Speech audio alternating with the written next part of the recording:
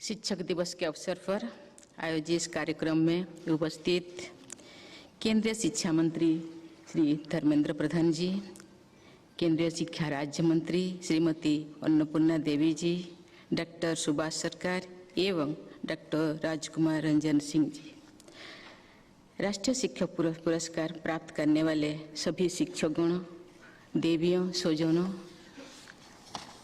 सबसे पहले मैं सभी देशवासियों की ओर से अपने देश के शिक्षक समुदाय को नमन करती हूँ।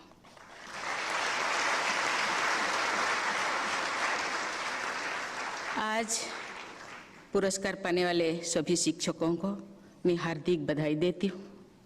ये देखकर मुझे प्रसन्नता हुई है कि आज पुरस्कृत 45 शिक्षकगण भारत के कोने कोने से आए हैं। उनमें एक दिव्यांग शिक्षक तथा 18 महिला शिक्षकों को पुरस्कृत करके मुझे विशेष प्रसन्नता हुई है। इस समारोह के प्रभावी आयोजन तथा शिक्षा के क्षेत्र में किए जा रहे अनेक प्रयासों के लिए मैं श्री धर्मेंद्र प्रधान जी तथा शिक्षा मंत्रालय की पूरी टीम को प्रशंसा करती हूँ। प्रिय शिक्षकगण, शिक्षक दिवस के इस अवसर पर मैं अपने उन शिक्षकों का सादर स्मरण करती हूँ जिन्होंने मुझे न सिर्फ पढ़ाया बल्कि प्यार भी दिया और संघर्ष करने की प्रेरणा भी दी। अपने परिवार व शिक्षकों के मार्गदर्शन के बल पर मैं कॉलेज जाने वाली अपने गांव की पहली बेटी बनी।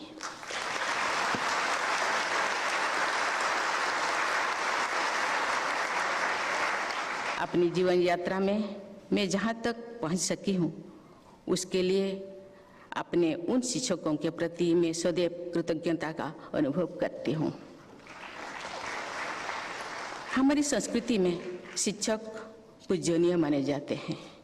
मैं भी ये मानती हूँ कि एक निष्ठावान शिक्षकों को अपने जीवन में जिस तरह की सार्थकता का अनुभव होता है उसकी तुलना नहीं की जा सकती है।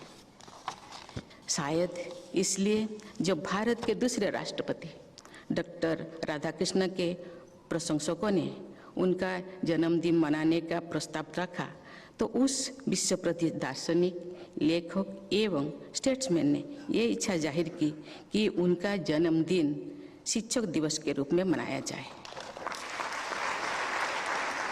ये शिक्षक भी रह चुके थे और अपने शिक्षक रूप को ही उन्होंने सबसे अधिक महत्व देना चाहा।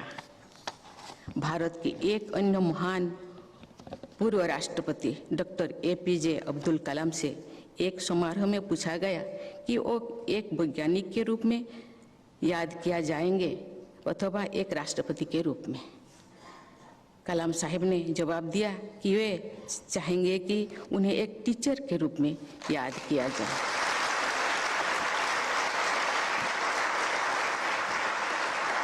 मैं भी अपने जीवन के उस पक्ष को सबसे अधिक महत्व देती हूँ जो शिक्षा से जुड़ा हुआ है।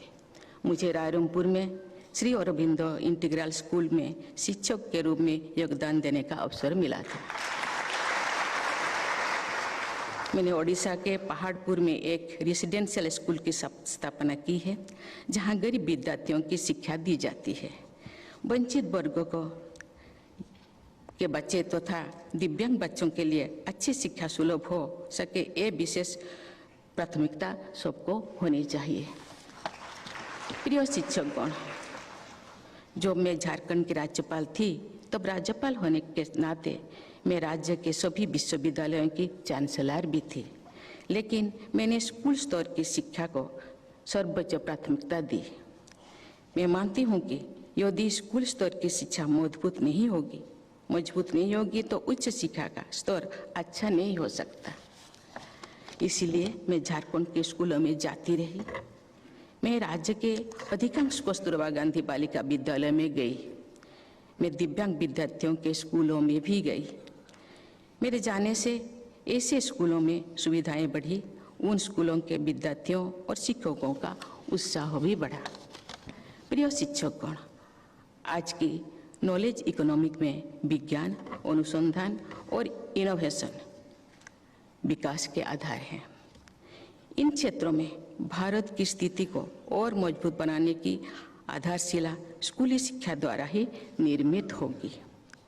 मैं मानती हूँ कि विज्ञान, साहित्य अथवा सामाजिक शास्त्रों में मौलिक प्रतिभा का विकास मातृभाषा के द्वारा अधिक प्रभावी हो सकता है। टीचर्स के बारे में एक लोकप्रिय कथन है,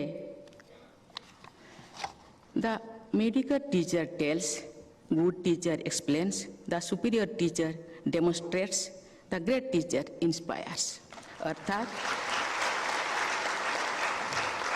सामान्य शिक्षक जानकारी देते हैं, अच्छे शिक्षक समझाते हैं, श्रेष्ठ शिक्षक करके दिखाते हैं, महान शिक्षक प्रेरणा देते हैं।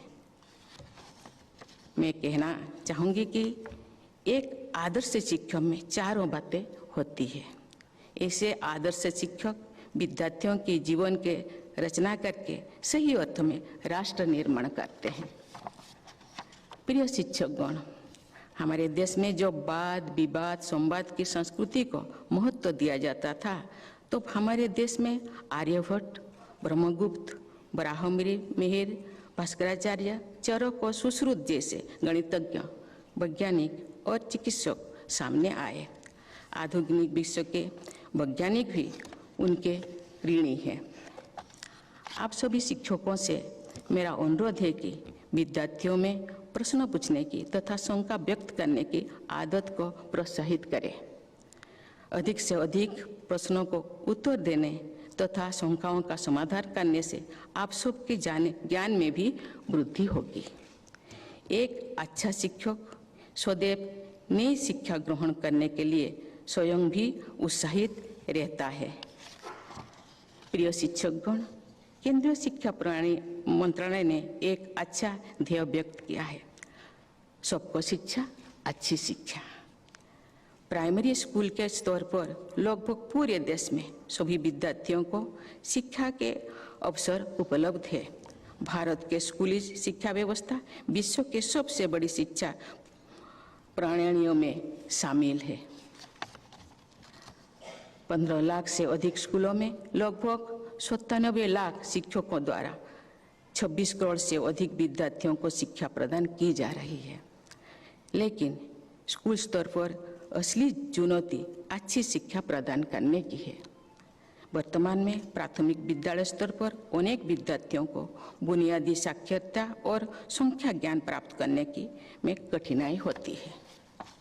इसलिए हमारी शिक्षा नीति में वर्ष 2025 तक प्राथमिक विद्यालय स्तर पर सभी विद्यार्थियों को मूलभूत साक्षरता व संख्या ज्ञान प्राप्त कराने को सर्वोच्च प्राथमिकता दी गई है। इस राष्ट्रीय प्रयास से देश के सभी शिक्षकों की मुख्य भूमिका होगी। शिक्षक ही हमारी शिक्षा प्रणाली की प्राण शक्ति है। राष्ट्रीय शिक्षा नीति 2020 के तहत भारत को नॉलेज सुपर पावर बनाने का लक्ष्य तय किया गया है। भारतीय संस्कृति की समृद्धि विरासत से जोड़ते हुए विद्यार्थियों को आधुनिक विश्व की चुनौतियों के लिए सक्षम बनाना होगा। हमारी शिक्षा नीति में समाहित ये सोच महर्षि अरबिंदो के शिक्षा संबंधी विचारों के अनुरूप है।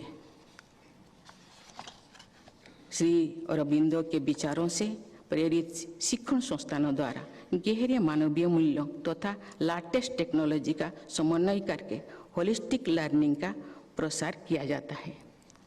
भारतीय चिंतन के अनुसार उन संस्थानों में विद्यार्थियों की शारीरिक, भावनात्मक, मानसिक और आध्यात्मिक आधारशिला का निर्माण किया जाता है।